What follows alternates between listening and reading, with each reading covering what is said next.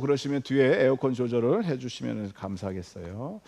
네, 오늘 우리 계속해서 창세기 말씀을 이어서 묵상하고 있습니다. 13장. 오늘 13장 전체의 내용을 살펴봅니다. 말씀을 저와 여러분이 한 절씩 교독하며 1장부터 18절, 1절에서 18절 교독하며 읽습니다. 아브라함은 이집트를 떠나서 네겝으로 올라갔다. 그는 아내를 데리고서 모든 소유를 가지고 이집트를 떠났다. 조카 롯도 그와 함께 갔다. 큰 짐승과 은과 금이. 그는 네겝에서는 얼마 살지 않고 그곳을 떠나 이곳 저곳으로 떠돌아 다니다가 베델 부근에 이르렀다. 그곳은 베델과 아이 사이에 있는 예전에 장막을 치고 살던 곳이다.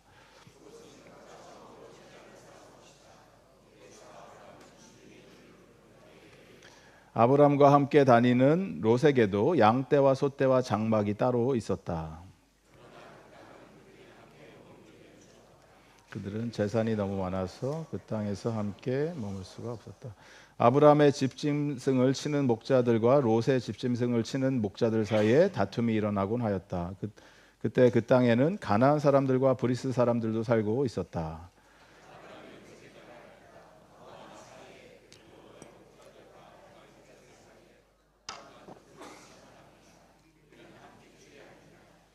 내가 보는 앞에 땅이 얼마든지 있으니 따로 떨어져 살자. 내가 왼쪽으로 가면 나는 오른쪽으로 가고 내가 오른쪽으로 가면 나는 왼쪽으로 가겠다.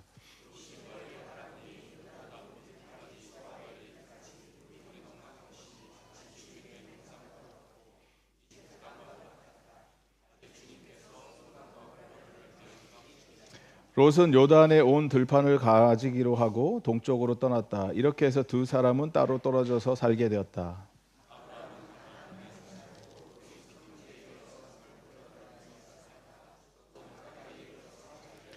소돔 사람들은 악하였으며 주님을 거슬러서 온갖 죄를 짓고 있었다.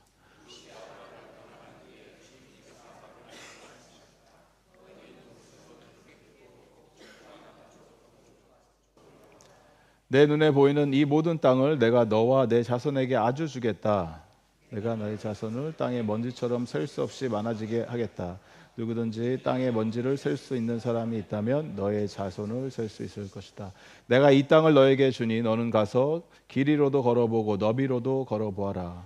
아브라함은 장막을 거두어서 헤브론의 마물에 그 상수리 나무들이 있는 곳으로 가서 거기에서 살다가 거기에서도 그는 주님께 제단을 쌓아 바쳤다. 아멘.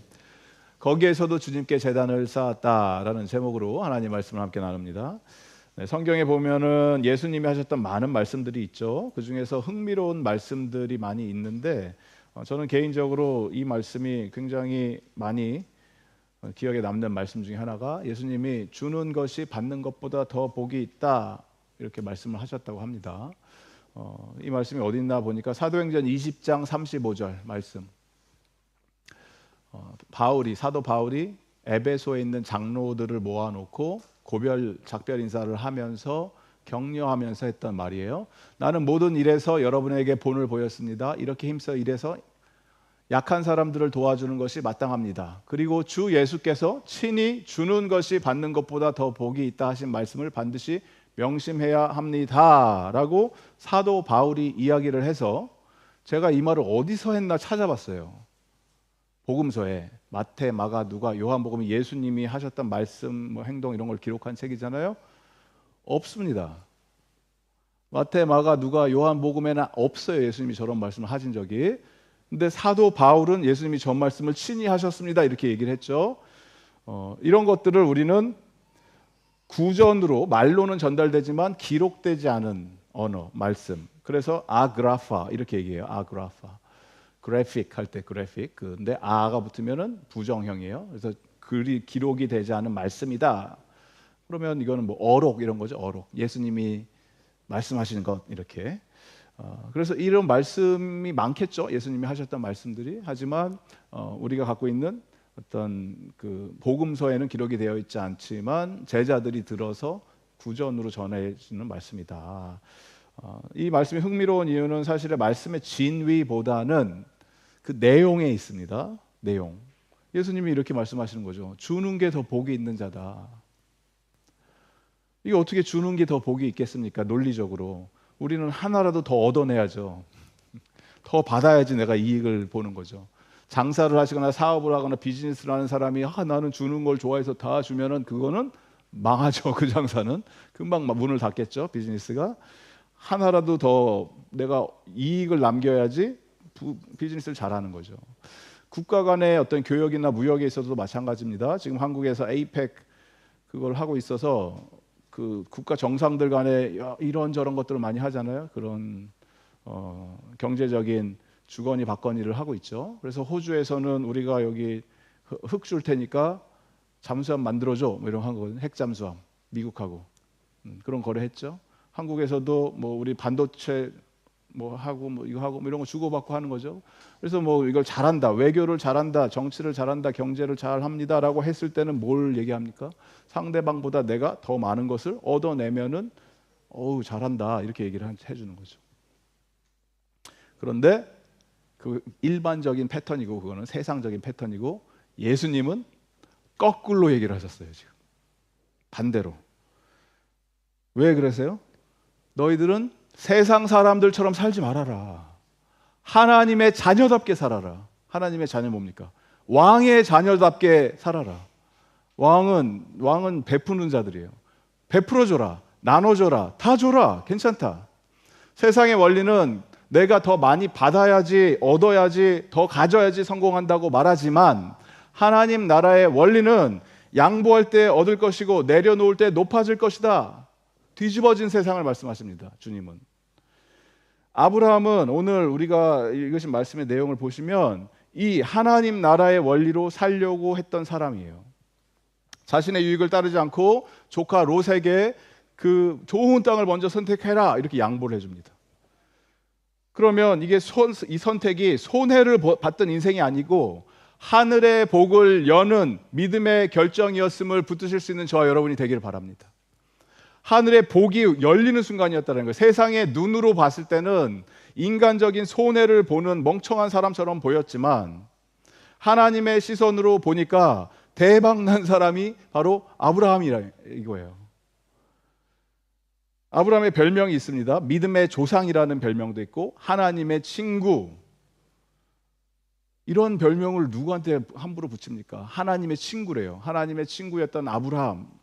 하나님이 아브라함 내 친구야. 우리는 깐부야. 이렇게 얘기하시는 거예요. 하나님이 아브라함에게. 그러면 이 아브라함이 왜 어떻게 하다 이런 위치까지 왔는지를 우리가 말씀을 통해 좀 살펴보시면서 하나님께서 기뻐하시고 복을 주시기로 작정하신 그러한 사람들, 믿음의 소유자들은 어떠한 신앙의 삶의 태도와 자세로 살아보는지 살펴보시고 그러한 동일한 믿음의 여정을 떠나시고 하늘 문이 열리고 하나님이 부어주시는 놀라운 하늘의 축복들이 여러분 인생 가운데 가득가득 채워지는 그러한 시간이 되기를 주님의 이름으로 축복드립니다. 이럴 때 순복음에서는 아멘 이럴 거야 아마. 순복음에서 할렐루야 아멘 복을 주시옵소서.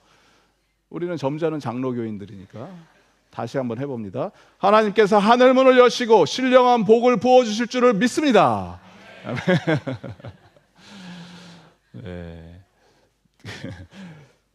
아멘 크게 한다고 주시진 않지만 믿음으로 받아들이시기 바랍니다. 하나님이 약속을 해주시는 거잖아요. 하나님이 주신다라는 거예요.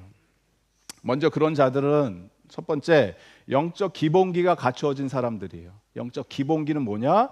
멈추지 않는 예배를 드리는 사람들, 예배자의 자리를 지키는 자들. 아브라함의 특징이 뭐였냐면 아브라함의 삶의 여정 가운데 우리가 쭉 살펴보시면 가는 곳곳마다 뭘 합니까? 제단을 쌓습니다. 제단을 드린다는 얘기는 예배를 드린다는 얘기예요. 하나님 앞에 내가 예물을 드리고 제사를 드립니다. 예배 드립니다. 이집트에 갔다가 가지 말라고 하는 땅, 이집트에 갔다가 큰 공경에 처해서 어려움을 당하고 하나님이 살려주셔서 다시 여기가 아닌가 봐 그리고 다시 돌아가는 거죠. 다시 부르심의 현장으로 돌아가서 약속의 땅으로 다시 들어갑니다. 거기서 들어가자마자 아브라함을 뭐 합니까? 4절에 보시면 그곳은 그가 처음으로 제단을 쌓은 곳이다. 처음에 내려올 때 쌓았던 제단이 있고 이집트까지 갔다가 크게 당하고 다시 올라오니까 다시 왔다라는 거예요. 거기에서 아브라함은 주님의 이름을 부르며 뭘 합니까? 예배를 드립니다. 그러니까 예배는 여러분 우리가 지금 예배 드리고 있죠. 예배는 어떤 특정한 날이나 특정한 장소에서만 드려지는 것이 예배가 아니에요. 옆 사람에게 이렇게 선포합시다. 사는 것이 예배입니다. 우리가 숨을 쉬고 살아가는 것 자체가 예배입니다.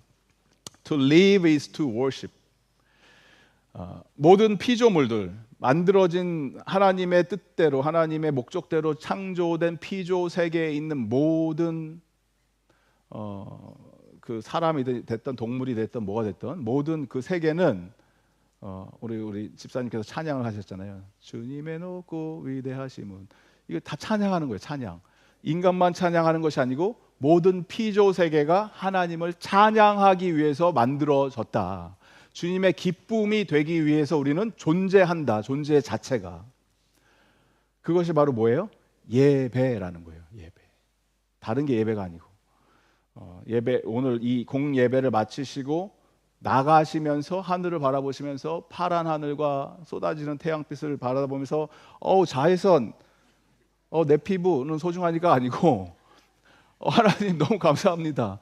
저런 푸른 하늘을 주시고 따뜻한 햇빛을 주신 하나님을 찬양합니다.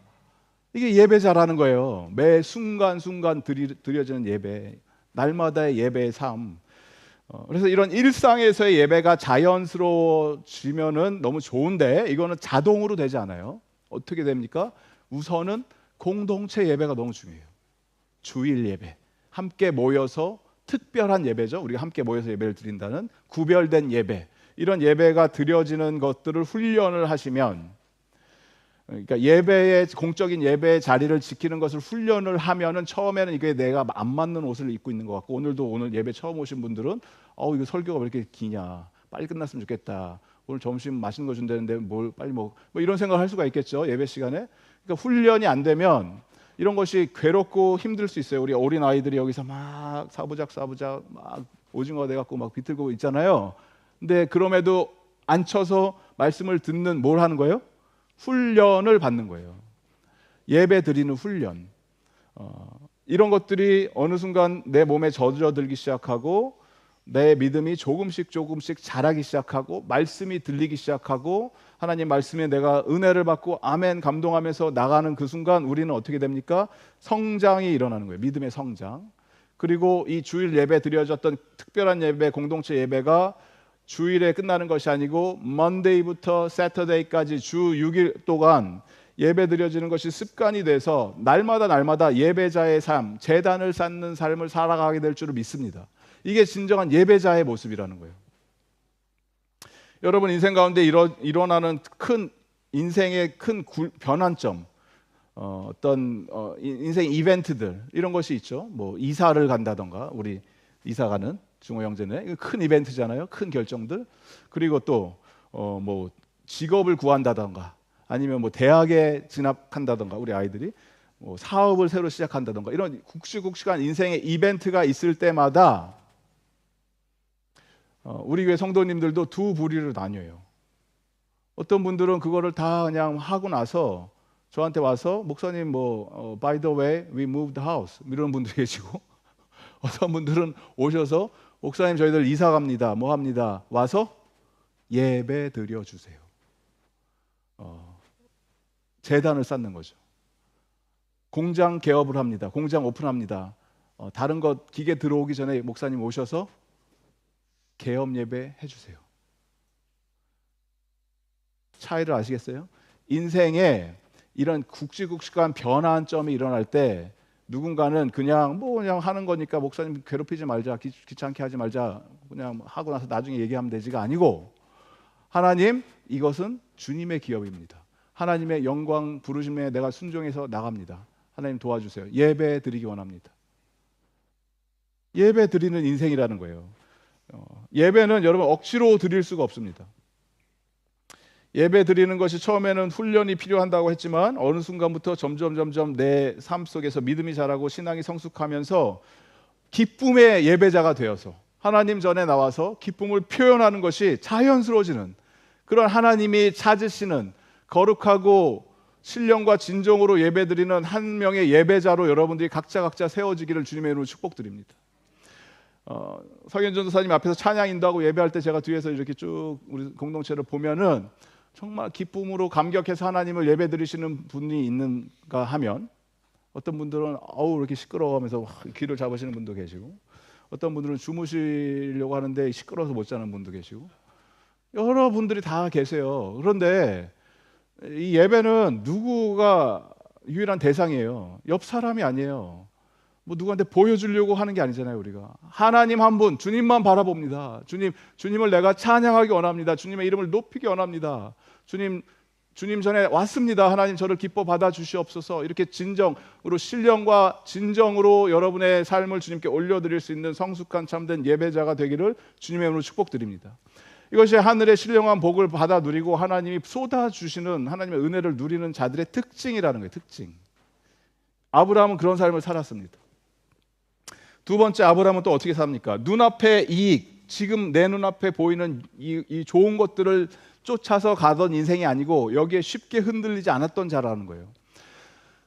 삼촌 아브라함과 롯이 함께 쫓아서 다니다가 어느 순간 복의 근원이었던 아브라함 옆에 붙어 있으니까 롯도 부유해지기 시작합니다. 여러분이 주식 투자를 잘하고 싶으시면은 팁을 알려드립니다. 주식하시는 분 계신지 모르겠지만, 주식 투자를 잘하려면, 제가 이거 꿀팁인데,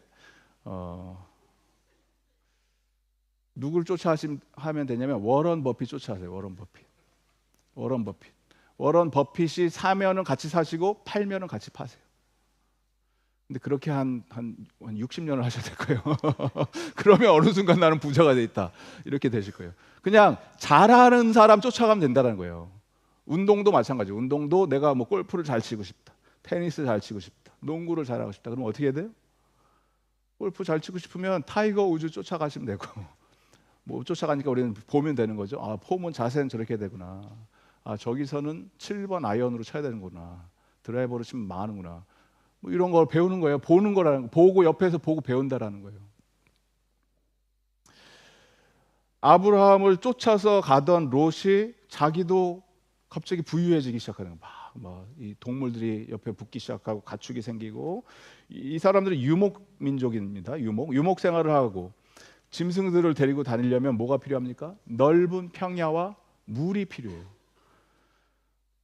둘 다 갑자기 많은 양떼와 소떼들이 막 우르르르 다니기 시작하니까 둘 다 같이 갈 수 없는 상황이 발생해서 아브라함이 함께 키우던 그 목자들과 롯이 함께 지내던 목자들 사이에 양떼 소떼 키우다가 자기네끼리 싸우기 시작합니다. 여기 우리가 먼저 왔어. 아, 이거 우리 우물이야. 저리 가. 다툼이 생기니까 아브라함이 뭐라 그럽니까? 이곳은 하나님이 나에게 주신 약속의 땅이다.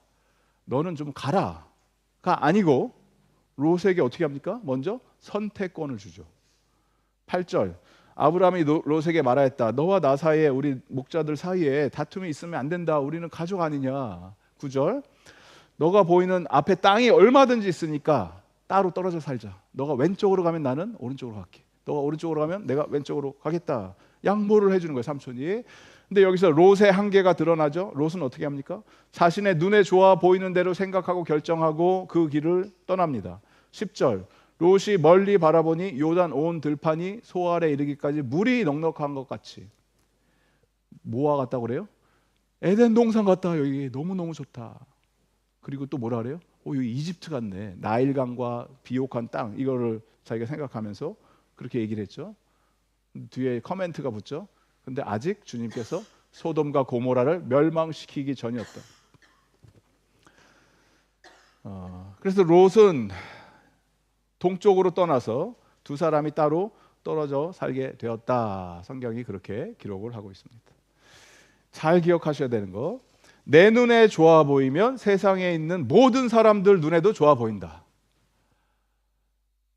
결국 롯이 가보니까 거기에 자기만 사는 게 아니죠. 다른 여러 사람들이 이미 와 있고, 그리고 도시를 건설하기 시작했고, 성읍들이 세워지기 시작했고, 그래서 이 도시를 전전하다가 돌아다니다가 마지막에 정착을 여기다 해야겠다 하고 했던 것이 어디입니까? 소돔까지 가게 되었다. 이렇게 기록을 합니다. 13절에 보면은 성경은 이렇게 표현을 해요. 소돔 사람들은 악하였으며 주님을 거슬러서 온갖 죄를 짓고 있었다. 성경 묵상 공부를 하시는 저와 하시는 분들은 아시겠지만 성경의 특징이 있는데, 성경은 어떤 사건에 대해서 다이렉트로 코멘트를 하는 것을 될 수 있는 대로 자제합니다. 왜냐하면 읽는 독자들이 그것을 깨달으라고. 그럼에도 불구하고 어떨 때는 그 사건에 대해서 해석을 해줄 때가 있는데, 그 이야기는 저거는 정말 심각한 거니까 반드시 기억해야 된다라는 내용들이에요. 그게 바로 저거예요. 소돔 사람들은 악하다. 주님을 거슬러서 온갖 죄를 짓고 있었다. 구체적으로 묘사를 할 때는 사태가 심각한 상황이다, 이걸 얘기하는 겁니다. 롯은 자기 눈에 좋아 보이는 곳, 육신의 정욕, 안목의 정욕, 이생의 자랑거리들을 찾아서 그 당시 경제적으로 풍요로워 보이고 겉으로 봤을 때는 화려해 보이는 도시, 마치 멜번 도시 같은, 마치 시드니 같은 그러한 화려한 도시로 흘러들어와서 소돔까지 가게 됐다라는 거예요. 네. 스스로에게 여러분이 질문을 던져보시기 바라요. 나는 오늘 어떤 기준으로 무엇을 바라보면서 어디로 흘러가고 있는가? 내가 내리는 어떤 결정들, 내가 원하는 마음속의 간절한 소망들, 여기에 끝은 뭐가 있는 건가? 이거를 여러분이 고민하시면서 하나님 앞에 진실된 마음으로 앞에 설 때 주님께서 보여주실 거예요. 우리 마음속에 있는 그러한 나도 알지 못했던 스물스물 기어오르고 있었던 그 우상의 뿌리들이 뭔지. 너는 나를 예배한다고 하고 예배자라고 얘기하지만 실제적으로 너의 마음속 깊은 곳에 뿌리 잡고 있는 건 뭐냐? 우리는 주님을 속일 수는 없습니다. 사람을 속일 수 있고 얼마든지 딴 사람 속일 수 있고 같이 사는 가족들 속일 수 있습니다. 아내 속일 수 있고 남편 속일 수 있습니다. 애들한테 아닌 것처럼 할 수 있습니다. 심지어는 내 자신도 나는 속일 수 있어요. 아니야, 나는 그거 아니야. 하지만 누구는 속지 않아요? 하나님은 보고 계십니다. 내 마음속 깊은 곳에 있는 뿌리 내리고 있는 그것이 무엇인지. 이것을 성경은 우상이라고 그래요. 우상을 파악하는 것. 여기서부터 시작하는 거예요. 우리가 간절히 소원하기는, 사랑하는 우리 KPCM의 성도님들, 정말 세상이 추구하고 쫓아가는 이 시대의 흐름에 끌려다니는 인생이 아니라 하나님 나라의 아름답고 거룩하고 영광스러운 가치를 붙들고 살아갈 수 있는 그러한 거룩한 주님의 백성이 되기를 예수 그리스도의 이름으로 축복드립니다. 그것이 바로 복받은 자들이 살아가는 방법이라는 거예요.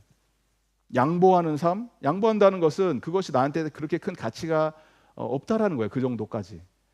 얼마든지 예를 들어서 재산이라고 합시다. 이해가 잘 되니까. 나한테 재산이 이렇게, 부모님이 나한테 재산을 물려주셨어요.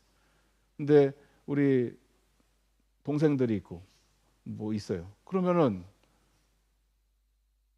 내가 예수를 믿고 나는 하나님을 의지하고 신뢰하기 때문에 내가 봤을 때 저 사람들이 더 필요한 것 같아. 내 동생이 더 필요한 것 같아. 예수도 모르고 돈도 없고 힘들게 살아요. 그럼 양보하라는 거예요. 하나님은 양보하라는 거예요. 양보해라.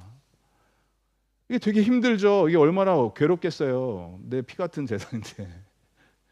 하라는 거예요. 성경은 주는 자가 더 복이 있다. 경험해봐라는 거예요. 경험해봐라. 왜? 나의 신뢰의 대상은 눈에 보이는 물질들이 아닙니다. 하나님, 주님 한 분입니다. 주님을 의지하고 내가 끝까지 가겠습니다를 테스트해보라는 거예요. 내 인생 가운데. 그건 할 때까지 경험을 못한 거예요. 나는 내가 할 때까지. 주님은 내가 할지 안 할지를 알고 계세요. 안 해도 해도. 하지만 나는 모른다는 거예요. 나는 내가 그걸 할 때까지 내 믿음이 이 정도였구나, 이렇게 된다는 거예요. 놀라운 것은 오늘 말씀에 보면 롯이 아브라함을 떠나가자마자 주님께서 기다렸다는 듯이 아브라함에게 말씀을 해주세요. 뭐라 그러세요? 너는 너 있는 곳에서 눈을 크게 뜨고 봐라. 동서남북을 다, 사방을 다 둘러봐라. 다 보고 끝나는 것이 아니고 거기 다 걸어가 봐라. 종으로도 걷고 횡으로도 걷고 가로 세로 다 걸어 다녀봐라. 그거 다 너 거야. 너 눈에 보이는 것, 너 발길이 닿는 그 모든 곳이 다 너의 것이다. 너뿐만이 아니라 너의 자손을 내가 그렇게 만들 것이다. 수없이 많은 자손들을 너로 통해서 나오게 할 것이고 그들이 이 땅을 소유하게 될 것이다. 롯이 떠나가자마자 이 약속을 다시 한번 컨펌해 주시는 거죠. 제가 2년 전에 한국에 갔을 때 요양원에 계시는 저희 90이 훌쩍 넘으신 할머니, 친할머니를 방문을 했습니다. 요양원에 가서 할머니 안녕하세요. 그동안 잘 계셨어요. 할머니가 누구세요? 이러는 거죠. 저한테. 치매를 앓고 계시니까. 이제 설명을 하는 거죠. 우리 큰 손자 왔습니다. 제국입니다. 우리 어머니가 막 그러면 아이고 우리 큰 손자 왔구나. 제국이 왔구나. 장가는 갔니?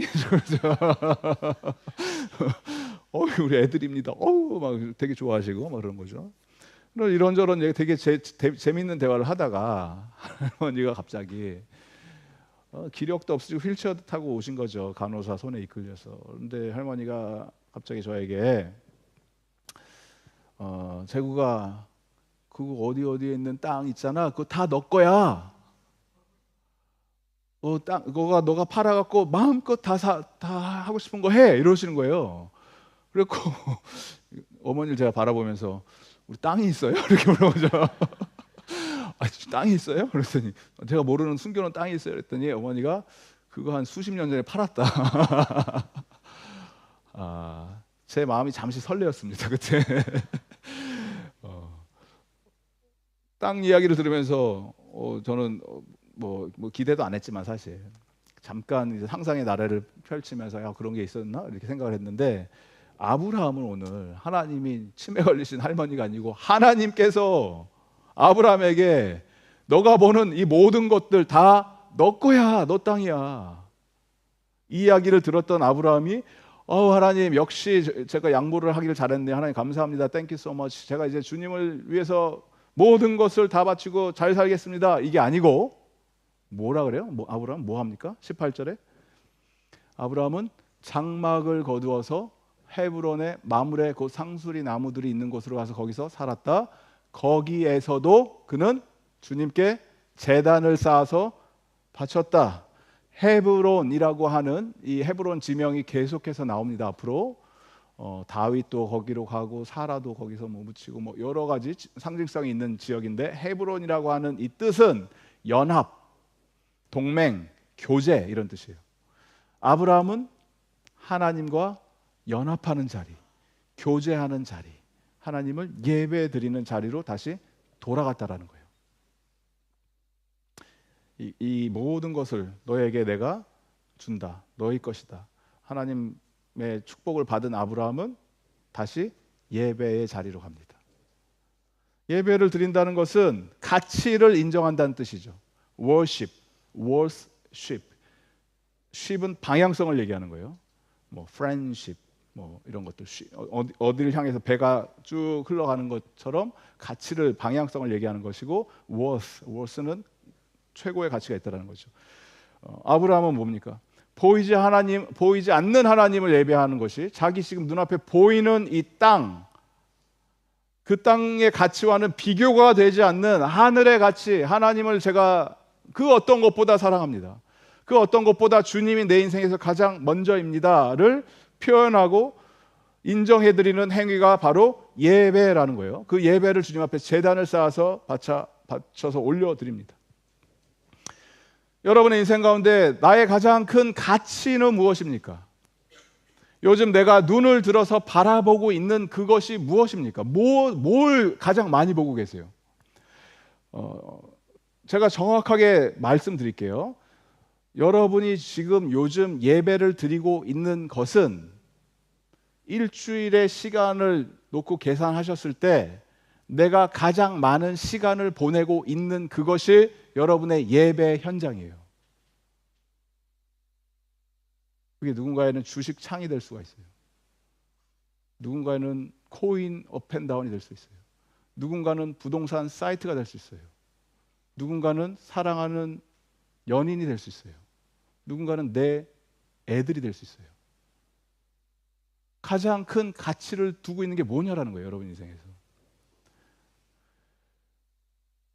개역 개정의 말씀을 보시면 개역 개정 번역본, 우리는 세 번역을 읽고 있죠. 개역 개정의 10절과 14절을 비교해서 한번 읽어보겠습니다. 함께 읽습니다. 10절 시작. 이에 롯이 눈을 들어 요단 지역을 바라본즉 여호와께서 소돔과 고모라를 멸하시기 전이었으므로 여호와의 동상 같고 애굽 땅과 같았더라. 14절 롯이 아브라함을 떠난 후에 여호와께서 아브라함에게 이르시되 너는 눈을 들어 너 있는 곳에서 북쪽과 남쪽 그리고 동쪽과 서쪽을 바라보아라. 롯이 눈을 들어 요단 지역을 바라보니 여호와께서 아브라함에게 이르시되 너는 눈을 들어 동서남북을 바라보아라. 여러분들은 오늘 눈을 들어서 무엇을 바라보냐라는 거예요. 내가 내 세상의 기준으로 내 눈을 가지고, 나의 눈은 내가 지금 제대로 보는 것 같지만 사실 그렇지 못할 확률이 많거든요. 우리는 개눈이기 때문에 잘 못 본다고요. 이게 좋아 보이지만 진짜 제대로 된 게 아닌 때가 많아요. 인간적인 눈을 가지고 보기 때문에. 그러면 내 앞에 보이는 온통 가짜 짝퉁 에덴 동산이 보일 겁니다. 이거 좋아 보인다, 저거 보인다, 저게 대세래, 요즘 저거를 하는 거래, 쫓아다닌다는 거예요, 우리의 눈은. 하지만 하나님께서 나의 눈을 들게 하시고 하나님이 바라보기 원하시는 곳에 나의 시선을 고정하는 순간 우리는 우리 주 예수 그리스도를 바라보게 됩니다. 예수님만 보이게 됩니다. 예수님 말씀대로 주는 자가 받는 자보다 더 복이 있다는 것을 내 삶을 통해서 실천하는 삶을 살게 됩니다. 누군가의 갈등이 생기면 주저하지 않고 믿음으로 양보할 수 있는 그러한 신앙이, 믿음이, 결단이 우리 가운데 생길 수도 있습니다. 나의 권리를 내려놓고 하나님만을 신뢰하고 의지할 때 우리는 상상하지도 못했던 하나님 나라의 축복이 하늘 문이 열리고 쏟아지는 것을 경험하게 될 줄을 믿습니다. 이거는 내가 경험을 해야 되는 거예요. 체험을. 신앙적으로, 믿음적으로, 내 지식으로 남아있는 어떤 교리를 얘기하는 게 아닙니다. 그렇게 살아보니까 지금 당장 right now 이 순간 해주시진 않을 수 있죠. 그게 뭐 10년이 올 수도 있고 20년이 올 수도 있고 뭐 모르죠. 하지만 하나님께서는 분명히 하나님을 끝까지 신뢰하고 하나님을 사랑하고 하나님만을 의지했던 자들을 그것 때문에 이 세상에서도 빈손으로 돌아가게 하지 않으세요. 경험하시기 바랍니다. 우리가 오늘 이 순간에 이제 성찬을 나눌 건데, 성찬을 나눈다는 얘기는 예수님께서 본인이 직접 제단을 쌓으신 거예요. 예수 그리스도가 제단을 쌓으시고 그 제단 위에는 뭐가 올라갑니까? 제물이 올라가요. 예수님이 쌓으신 제단 위에 예수 그리스도가 제물이 되셔서 올라갑니다. 아브라함은 자기가 제단을 쌓고 하나님을 예배드렸지만 예수님께서는 직접 그 제단과 제물이 되어 주셔서 우리를 위해서, 저와 여러분을 위해서 십자가에 찢기신 그 몸과 흘리신 보혈을 통해서 우리가 예수 그리스도를 인격적으로 만날 뿐만이 아니라 오늘 내가 살아서 숨쉬고 주님을 찬양하고 죄의 용서, 사함을 받은 자로서 이제는 어떠한 가치를 가지고 이 세상을 살아갈지 그걸 보여주시고 이끌어주시는 그것을 하고 기념하게 하기 위해서 하나님께서 우리에게 성찬 예식을 너희들은 나를 기념해서 이것을 행하여라 라고 명령을 하셨습니다.